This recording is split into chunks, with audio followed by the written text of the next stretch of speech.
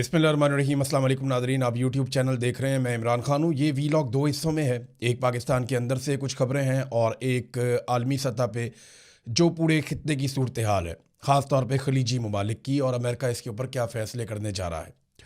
आज लड़ाई से ज़्यादा कुछ और चीज़ें मैं आपको बताऊँगा, लेकिन सबसे पहले इमरान खान साहब के बेटे पे इल्ज़ामात लगाए जा रहे हैं और फेक न्यूज़ की बुनियाद पे लगाए जा रहे हैं। हुकूमत जो है पाकिस्तान की, उन्होंने ये दावा किया कि इमरान खान के बेटे ने GSP प्लस के स्टेटस के ख़िलाफ़ कोई बात की है। हुकूमत का ये दावा है। और उसके बाद वफाकी वज़रा और सूबाई वज़रा, यानी पंजाब के जो वज़ीर इत्तलात वगैरह हैं, ये सारे बैठ गए और इन्होंने ज़मीन आसमान के कलाबे मिलाना शुरू कर दिए कि पाकिस्तान के ख़िलाफ़ बहुत बड़ी साजिश हो गई। जनाब इमरान खान भी को बहुत बड़ा साजिशी है, उसके बेटे भी पाकिस्तान के ख़िलाफ़ साजिश कर रहे हैं। जनाब पहले वो मुतनाज़े नहीं थे, अब वो मुतनाज़े हो चुके हैं, और पता नहीं क्या कुछ कहानियाँ इन्होंने सुना दी। तो ज़रा फैक्ट चेक कर लेते हैं।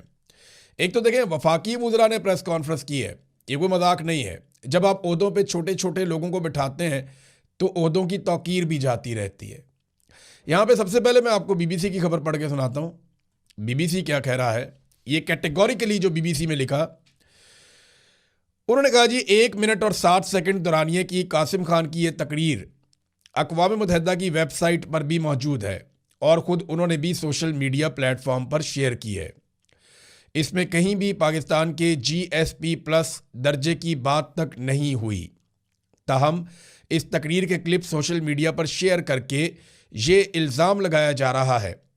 कासिम खान ने पाकिस्तान में इंसानी हकूक़ की खिलाफ वर्जियों का हवाला देते हुए GSP प्लस स्टेटस ख़त्म करने की बात की। ये इल्ज़ाम है, ये झूठ है।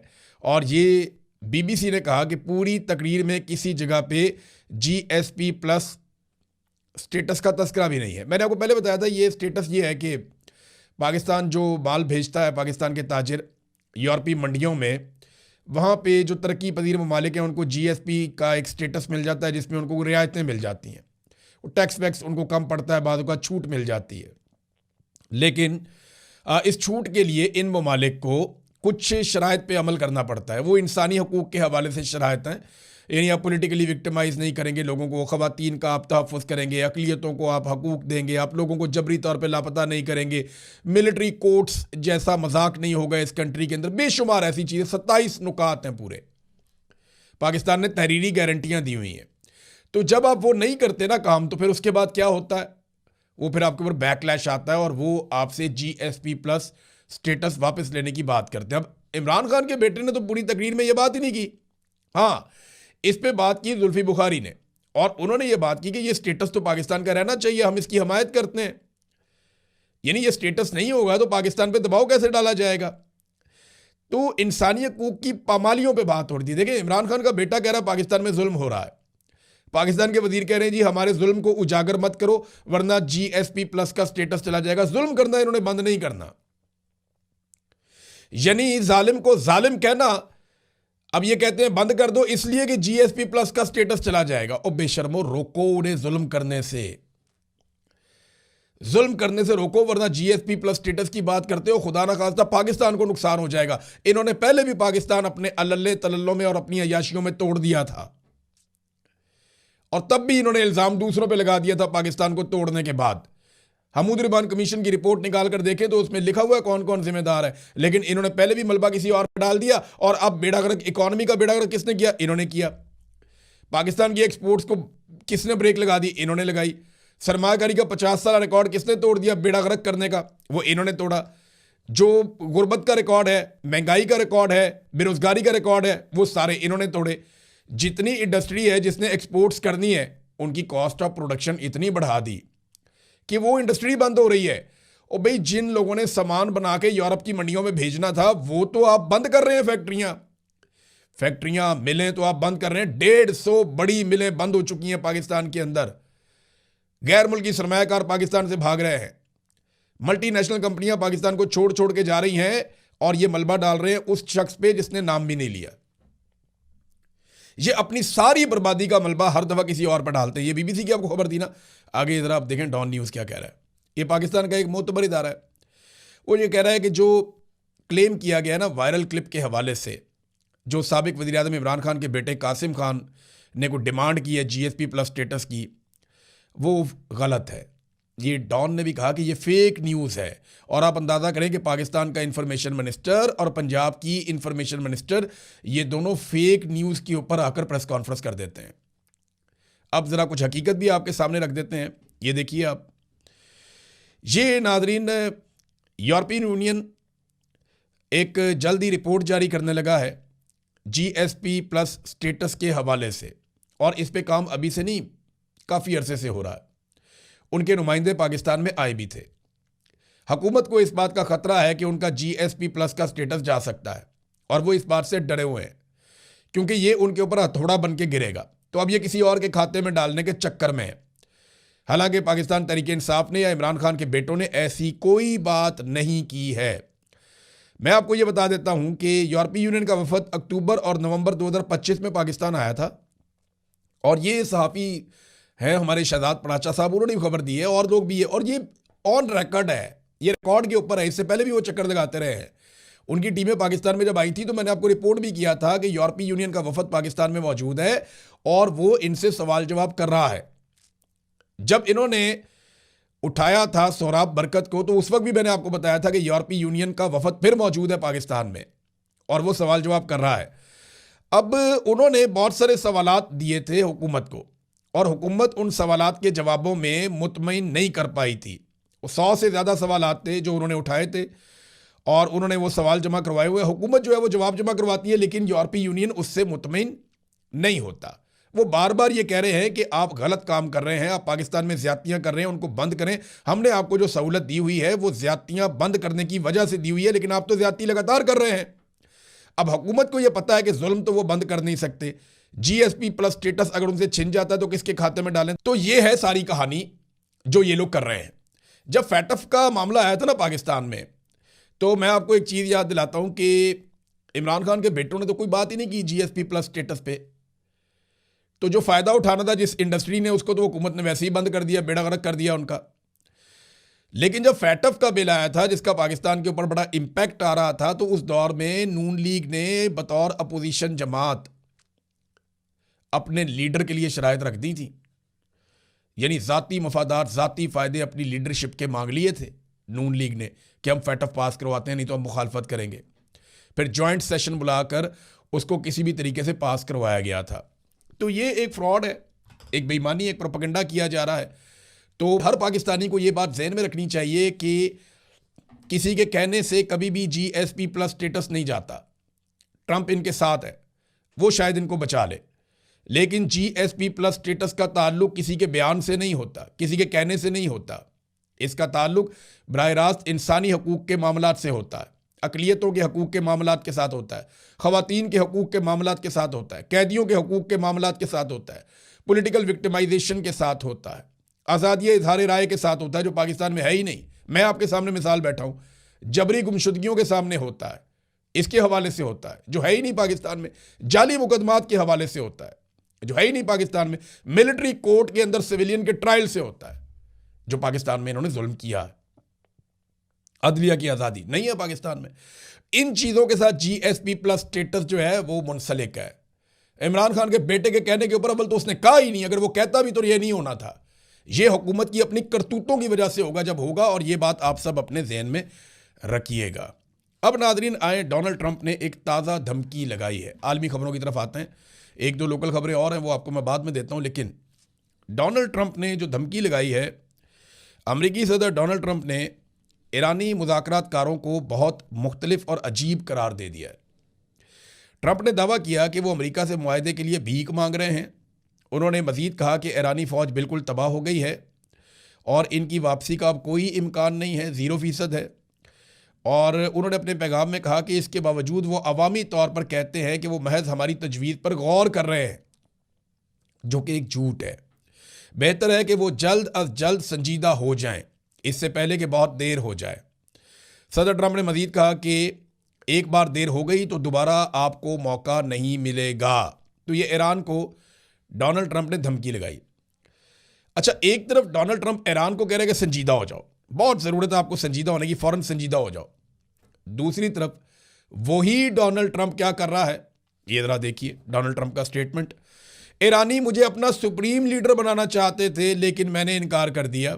और मैंने कहा जी मैं नहीं बनना चाहता, शुक्रिया। ए देखो, एक तरफ यही शख्स कह, और हंसते हुए डोनाल्ड ट्रंप ने ये स्टेटमेंट दे दिया मज़े से, लोग भी खुशियां मना रहे हैं। यानी कोई ये सोच सकता है, कोई ये इमेजिन कर सकता है कि आयतुल्लाह अली खामनाई की शहादत के बाद ईरानी उठेंगे और उठ के डोनाल्ड ट्रंप को अपना सुप्रीम लीडर बना देंगे? Is it possible? तो डोनाल्ड ट्रंप ने इसी किस्म के मजाक किए हैं हमेशा दुनिया के साथ कि मैं जंगों को रुकवाने वाला हूँ, मैं बोर्ड ऑफ पीस में जो है वो पूरी दुनिया को अमन में ले जाऊँगा, मेरे फेवरेट फील्ड मार्शल और वज़ीर आज़म शहबाज शरीफ से वो लतीफ़े सुनवाता है कि मैं सलूट करता हूँ, आप दुनिया के सेवियर हैं, दुनिया को आपकी ज़रूरत है इस वक्त, आपने कमाल कर दिया, आपको रमज़ान मुबारक के महीने में मुबारकबादें हों, और पता नहीं क्या कुछ शहबाज शरीफ ने गेम चुकी हुई है, आसिम मुनीर साहब ने भी गेम चुकी हुई है, और डोनाल्ड ट्रंप ने इनकी गेम। ये कितना संजीदा आदमी है, आपने यहाँ से अंदाज़ा लगा लें कि कितना डोनाल्ड ट्रंप ईरान को जानता है। बस इतना ही वो पाकिस्तान को भी जानता है कि ईरान जिसके साथ वो जंग में है उसके बारे में ऐसा मज़ायका खेज दावा कर दिया कि जनाब वो कहते हैं कि सुप्रीम लीडर बन जाओ, तो मैंने शुक्रिया अदा किया कि नहीं, मैं नहीं बनना चाहता। और अमेरिका में ये कहानी सुना दी डोनाल्ड ट्रंप ने। तो ईरान को कह रहे कि संजीदा हो जाओ, और अपनी संजीदगी का आलम आप सिर्फ इस मामले में यहाँ पे देख सकते हैं। ये जो जंग है ना, ये डोनाल्ड ट्रंप को बचाने के लिए थी, यानी डोनाल्ड ट्रंप ने अपनी स्किन बचाने के लिए ये जंग लड़ी थी। लेकिन उल्टा हुआ ये कि ये जंग डोनाल्ड ट्रंप को सहारा देने की बजाय लेके डूब रही है। एप्स्टीन फाइल से तवज्जो हटानी थी, कुछ दीगर मामलात में डोनाल्ड ट्रंप को हीरो बन जाना था, फिर अमेरिका के अंदर जो इख्तलाफात बहुत बढ़ गए हैं, नो किंग मूवमेंट भी चल रही है। 28 तारीख को एक बहुत बड़ा 2 दिन के बाद वहाँ पे एहतजाज होने जा रहा है, हफ्ते वाले दिन अमेरिका में, और दावा ये किया जा रहा है कि बड़ा खौफनाक एहतजाज होगा, 9 मिलियन लोग निकाले जाएंगे। लेट्स सी इतने लोग निकलते हैं या नहीं, लेकिन इससे पहले उन्होंने जो टारगेट रखा है, पहले 3 मिलियन, फिर 5 मिलियन, फिर 7 मिलियन, तो उनके चारों एहतजाज कामयाब हुए हैं। 5वीं मरतबा वो 9 मिलियन लोग निकालते हैं तो ट्रंप पे प्रेशर बढ़ेगा। तो अगर ये प्रेशर ऐसे ही बढ़ता है, डोनाल्ड ट्रंप इन सारी चीज़ों से निकलने के लिए ईरान पे हमलावर हो गया था, क्योंकि डोनाल्ड ट्रंप के दिमाग में बराक ओबामा के दौर से एक बात बैठी हुई है कि ईरान पे जब अटैक किया जाए तो तवज्जो हटाई जाती है और पॉपुलैरिटी मिलती है और मिड टर्म इलेक्शन में फ़ायदा होता है। ये बात ओबामा के बारे में डोनाल्ड ट्रंप ने उस दौर में कही थी, और अब वही कार्रवाई डोनाल्ड ट्रंप ने कर दी। लेकिन डोनाल्ड ट्रंप को ये वाला फार्मूला उल्टा पड़ गया, वो उसको लेकर डूब रही है ये लड़ाई, बहुत नुकसान हो रहा है। और अब 2 रास्ते ना, या तो बाहर निकल जाए इस लड़ाई में से या इसको टूल दे दे। कुछ लोग ये इम्कान जाहिर कर रहे हैं और अमेरिका के अंदर से कर रहे हैं कि जिस तरीके से मिडल ईस्ट में फ़ौजें पहुंचाई जा रही हैं, जैसे अमेरिका अपनी फ़ौजों को वहाँ लेकर जा रहा है और दुनिया पे दबाव डाल रहा है कि हमारे साथ शामिल हो जाओ, तो मुमकिन है कि खित्ते की दीगर फ़ौजों को साथ लेकर अगर नेटो साथ नहीं भी आता तो अमेरिका ईरान के कुछ इलाकों पे और जजीरों पे कब्ज़ा करने की कोशिश करे। ये बहुत बड़ा रिस्क होगा। अगर ईरान के पास वाकई में भी ड्रोन्स और मिसाइल बाकी बचे हैं, जो उनका दावा है कि उनके पास महीनों के लिए बाकी बचे हुए हैं, यानी ईरान का दावा तो ये है कि हमारे पास बहुत सारे हथियार है, अभी हम लंबा लड़ सकते हैं। अगर तो उनका दावा ठीक है और उनके पास ड्रोन्स और हथियार उसी मिकदार में हैं जैसे वो कहते हैं या उनके जर्नलिस्ट कहते हैं, तो ये तो बहुत ज़्यादा खून खराबा हो जाएगा अमेरिका का, और उनके लिए बड़ी प्रॉब्लम हो जाएगी। वो खुद अपने फ़ौजियों को ईरानियों के सामने लाकर खड़ा कर देंगे, जो अभी तक उन्होंने नहीं किया और अपने आप को बचाने की कोशिश की है। इसराइली बहुत बुरी तरह तंग आ गए। इसराइल के अंदर से अब वीडियोज़ आना शुरू हो गई आहिस्ता आहिस्ता, लोग एहतजाज कर रहे हैं, लोग शोर मचा रहे हैं कि हम तो पसंदीदा लोग हैं, हम तो चुने हुए लोग हैं, फिर हमारे साथ ये क्यों हो रहा है, हम बंकरों में रह रहे कि कई हफ्तों से तंग आ गए हैं। मैंने आपको बताया था कि लोग ज़हनी मरीज़ बनते चले जाएंगे, और अब वो बन रहे हैं। अब सायरन नहीं भी बज रहा होता तो लोगों को सायरन की आवाज़ आ रही होती है, धमाके नहीं भी हो रहे होते तो लोग डरे हुए सहमे हुए रहते हैं, और हर थोड़ी देर के बाद ईरान की एक नई लहर आती है। यानी 1 महीने का टाइम नहीं गुजरा और लगभग 82-83 लहरें जो हैं वो ईरान की 90 के करीब शायद हैं। ईरान की जो मिसाइलों की लहरें हैं वो इतनी ज़्यादा पहुंच गई हैं इसराइल में, यानी एक एक दिन में 3-3, 4-4 मरतबा मिसाइलों की लहरें भी आती रही हैं इसराइल के अंदर, और वो किसी भी शहर पे आके बरस जाते हैं। डेमोना में जो ईरान ने अटैक किया उसने इसराइल को हिला कर रख दिया है, अराद में और डेमोना में। उन्होंने ईरान के इस हमले ने इसराइल को और अमेरिका को बहुत परेशान किया, और उन्हें अंदाज़ा हो गया कि ईरान की कैपेसिटी कितनी ज़्यादा है, और अगर वो इस तरह के हमले करेगा तो फिर उससे लड़ना बहुत मुश्किल हो जाएगा। अब इसराइल के लिए भी मुश्किलात बढ़ रही हैं। नेतन्याहू ने तो अपने आप को बर्बाद कर दिया, उसके पास तो अब पीछे हटने का रास्ता ही कोई नहीं है, वो तो खुदकुशी कर चुका है। और डोनाल्ड ट्रंप के पास भी रास्ते महदूद होते चले जा रहे हैं। एक और डेवलपमेंट हुई है रीजन में, जिसको इसराइल की जानिब से ये खबर दी गई है। उन्होंने दावा किया कि उन्होंने बंदर अब्बास में एक फ़िज़ाई हमला किया, जिसके नतीजे में अहम ईरानी कमांडर अली रज़ा को शहीद कर दिया। ये अली रज़ा कमांडर वो है जिसके ज़िम्मे था कि आबना हुर्मुज़ को बंद रखना, ये इसराइल ने दावा किया। अब इससे क्या आबना हुर्मुज़ खुल जाएगा? तो ईरान एक मुल्क है, वो एक कौम है, उनके साथ और बहुत सारे लोग हैं। वो एक फ़ौजी शहीद हो जाएगा, दूसरा आ जाएगा। जिस मुल्क को आयतुल्लाह अली ख़ामनई की शहादत से फ़र्क नहीं पड़ा, उसे कमांडर की शहादत से तो फ़र्क नहीं पड़ेगा ना। वो आबना हुर्मुज़ को बंद रखेंगे। अब उसको खुलवाने के लिए ताकत का इस्तेमाल अगर अमेरिका करने जाता है तो ये अमेरिका के लिए बड़ा मुश्किल और कठिन काम होगा। लेकिन अगर वो किसी तरह मुज़ाकरात से ये मामला हल कर लेता है तो शायद डोनाल्ड ट्रंप को कोई फेस सेविंग मिल जाए। नाज़रीन, अरब ममालिक के लिए भी ना अब सिचुएशन मुश्किल होती जा रही है। रोज़ाना अरबों डॉलर का नुकसान हो रहा है। यूएई का जो नुकसान हुआ वो शायद सबसे ज़्यादा है, क्योंकि उनकी सारी रियल स्टेट मार्केट है, उनकी टूरिज़्म की एक बहुत बड़ी मार्केट है, उनकी ऑयल की एक मार्केट है, गैस की मार्केट है, दीगर बहुत सारा पैसा यूएई के अंदर आता है, वो चीज़ें निकल रही हैं वहाँ से। तो यूएई का बहुत ज़्यादा माली नुकसान हुआ है। अब इसमें उन्होंने एक बड़ा बोल्ड डिसीजन लिया यूएई ने। खबर यह है कि मुत्तहिदा अरब अमारात ने ईरान के साथ जंग बंदी मुस्तरद कर दी और वो ईरान के खिलाफ ज़मीनी हमले में शामिल होगा। ये रॉयटर्स ने और वॉल स्ट्रीट जर्नल ने यह खबर दी है। वो मुतालबा करते हैं कि तेहरान के मुकम्मल ख़तराती नेटवर्क को पहले ख़त्म किया जाए, जिनसे हमें ख़तरा है वो सारा नेटवर्क तेहरान के अंदर ख़त्म किया जाए, ये यूएई ने कहा। और जो एक सफ़ीर है यूसुफ अल अतीबा, उन्होंने तस्दीक की है कि मुत्तहिदा अरब अमारात आबनाए हुर्मुज़ को दोबारा खोलने की कोशिशों में शामिल होगा। वो आलमी तेल के लिए एक अहम गुज़रगाह है। उन्होंने कहा कि अमेरिका में मुत्तहिदा अरब अमारात की जो 1.4 ट्रिलियन डॉलर की यानी 1400 अरब डॉलर की सरमायाकारी का जो मामला है वो भी हम जारी रखेंगे, ख़त्म नहीं करेंगे। उन्होंने कहा कि ईरान को टिकाने लगाए बगैर मशरिक़ वस्ता में अमन मुमकिन नहीं है, लिहाजा जंग बंदी मुस्तरद कर दी है। अमेरिका और इसराइल से मुतालबा किया कि ईरान को मुकम्मल टिकाने लगाया जाए, इनका काम तमाम किया जाए ताकि खित्ते में अमन हो। अब ये जो है सोशल मीडिया के ऊपर बाकायदा ये खबर मौजूद है। और ईरान के मामले में यूएई का अपना एक मौक़िफ़ है और यूएई के ऊपर अटैक भी बहुत किया है ईरान ने। यानी अगर इसराइल के बाद किसी मुल्क को सबसे ज़्यादा डैमेज हुआ है तो गालिबन ऐसा दिखाई देता है कि वो यूएई है, दुबई है। काफ़ी नुकसान हुआ वहाँ पे और बहुत सारे लोग जो हैं वो ये मुल्क छोड़कर गए हैं। बड़ी तादाद में अभी भी वहाँ एयरपोर्टों से लोग निकलना चाहते हैं। नाज़रीन, रूस को बहुत फ़ायदा हो गया इस सारी लड़ाई में। यानी रशिया ने जो इजाफी पैसा बनाया है वो रशिया सोच भी नहीं सकता था। इस एक महीने की लड़ाई में रूस ने गैस और तेल की मद में जो इजाफी पैसा बनाया वो लगभग 10 से 12 अरब डॉलर है। और अगर ये लड़ाई तूल पकड़ती है या ये सिचुएशन प्रलॉन्ग करती है तो इसमें रशिया मज़ीद इतने पैसे या इससे ज़्यादा पैसे बना सकता है। तो ये एक बड़ी कमाई है जो कोई भी मुल्क कर सकता है। तो रशिया को बहुत फ़ायदा हो गया इस लड़ाई में। अमेरिका को, इसराइल को नुकसान हुआ, ईरान को बहुत नुकसान हुआ, मिडल ईस्ट को बहुत नुकसान हुआ, लेकिन रशिया को फ़ायदा हुआ। चाइना का तेल नहीं रुका, चाइना को तेल की सप्लाई ईरान ने जारी रखी, उसकी वजह से चाइना को उतना नुकसान नहीं हुआ। लेकिन नुकसान उन ममालिक को हुआ है जो ममालिक ईरान के ख़िलाफ़ है या ईरान को ज़ाती तौर पर नुकसान हुआ है। लेकिन ईरान ने कम से कम एक बात साबित की है कि ये मिथ उन्होंने तोड़ दी कि अमेरिका और इसराइल के ऊपर वापस अटैक नहीं किया जा सकता। वो वापस का जो अटैक है ना ईरान का, वो उसको तारीख में बहुत फ़ायदा देगा। लेकिन इस मरले पे बहुत सारे लोग ये कह रहे हैं और ईरान के अंदर भी ये सोच मुख्तलिफ लोगों में मौजूद है कि अगर बेहतर मुज़ाकरात हो जाएं और एक अच्छी डील हो जाए जंगबंदी की तो वो कर लेनी चाहिए। और अपने सिक्योरिटी पे कंप्रोमाइज़ किए बगैर अगर कोई डील होती है तो वो ईरान को सूट कर सकती है। अब नाज़रीन, पाकिस्तान वापस आते हैं। वहाँ से दो खबरें हैं। एक तो मुराद सईद साहब की जो सेनेट की नशिस्त है उसको फ़ारिग कर दिया गया। 9 मई का केस है जनाब, ATC अदालत है, उन्होंने कहा जी फ़ारिग करें। इलेक्शन कमीशन ने नोटिफाई भी कर दिया। तो मुराद सईद साहब को सिर्फ इसलिए कि इस्टेब्लिशमेंट को पसंद नहीं और कोई बात नहीं है। इसहाक डार जो है वो क्रिमिनल थे, वो भी एक दौर में, और पाकिस्तान से भागे हुए थे, इश्तिहारी थे, लेकिन सेनेटर के तौर पे बरकरार रहे। फिर उनको लाके पाकिस्तान में वज़ीर ख़ज़ाना भी बनाया गया। हालांकि ये कहा जाता था कि उन्होंने तबाही फेरी, लेकिन वापस लाके बनाया गया।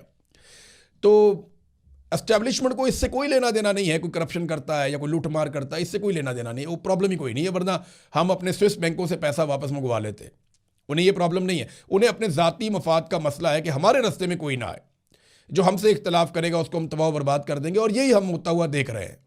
नाज़रीन, एक और खबर है और ये पाकिस्तान से कुछ सहाफ़ियों ने दी है और इसकी कन्फर्मेशन आप भी कर सकते हैं कि जो गल्फ स्ट्रीम का जहाज़ है जो पंजाब गवर्नमेंट ने लिया था, बड़ा ही मुतनाज़ जहाज़ है, कभी ये इधर चला जाता है कभी उधर चला जाता है, तो इसको ट्रैक करते रहते हैं सहाफ़ी और लोग। तो अब जनाब ये खबर आई है कि इसकी पब्लिक ट्रैकिंग बंद करवा दी गई है। अब कोई शहरी ये नहीं जान सकेगा कि जहाज़ कब कहाँ गया और कितना अरसा और कहाँ रहा। अब अंदाज़ा करें कि कौन से खुफिया दौरे इस जहाज़ ने करने हैं या कौन से खुफिया टूर इस जहाज़ ने लगाने हैं जिनको छुपाने के लिए इसकी पब्लिक ट्रैकिंग बंद कर दी गई है। आप अंदाज़ा करें, दुनिया भर में शफाफियत होती है हुकूमतों में। सियासतदान अपने आप को नीट एंड क्लीन दिखाने के लिए बिल्कुल शफाफ रहते हैं, मैं यहाँ गया, ये टाइम मैंने यहाँ गुजारा, क्योंकि पब्लिक मनी है ना, पब्लिक का टाइम है। अब अवाम के पैसों से खरीदा हुआ 11 अरब का अय्याशी वाला जहाज, वो अय्याशी के लिए कहाँ जाएगा, इसके बारे में आप जान नहीं पाएंगे, क्योंकि उन्होंने उसकी पब्लिक ट्रैकिंग बंद करवा दी है मुबैना तौर पे। अब तक के लिए इतनी, अपना ख्याल रखिएगा, अपने इस चैनल का भी। अल्लाह हाफ़िज़।